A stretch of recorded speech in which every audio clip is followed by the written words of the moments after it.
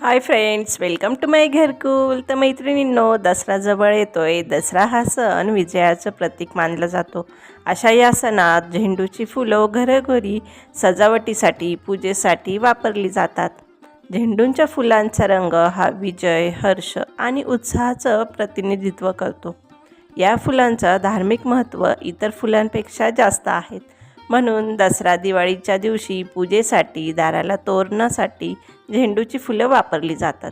तर आज आपण दसऱ्यासाठी याच झेंडूच्या फुलांची आणि आंब्याच्या पानांचं तोरण बघणार आहोत. खूप साधी सोपी पद्धत आहे.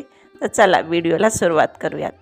तर आता मी इथं आंब्याचं एक पान घेतलं आहे आणि त्याचं देठ आपल्याला कात्रीने कापून घ्यायचं आहे. आणि व्हिडिओत दाखवल्याप्रमाणे आपल्याला याला फोल्ड करायचं आहे आणि जे स्टेपल असतं आपलं ते स्टेपलने याला स्टेपलरची पिन मारून घ्यायची आहे. आणि हो मैत्रिणींनो, आज पहिल्यांदाच जर चॅनलवर आला असाल तर चॅनलला एकदा भेट द्या आणि व्हिडिओज आवडले तर सबस्क्राईब जरूर करा.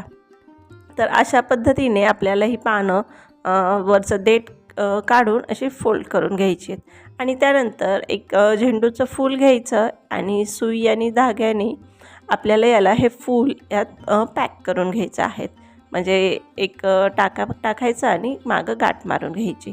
तर अशा पद्धतीने आपल्याला सगळी पानं आपली ही बनवून घ्यायची आहेत. तर ही अशी आंब्या आणि झेंडूची जी तोरणं असतात ती तुम्ही दसऱ्यालाही करू शकता किंवा आता दिवाळी येते तर दिवाळीतही करू शकता. आणि इतकं साधं सोपं आहे, पटकन होतं. अगदी 2 ते 5 मिनटात पानं स्वच्छ धुवून घ्यायची, आपली थोडीशी कोरडी करून घ्यायची आणि त्यानंतर फटाफट अशी ह्याची ही पानं बनवून घ्यायची.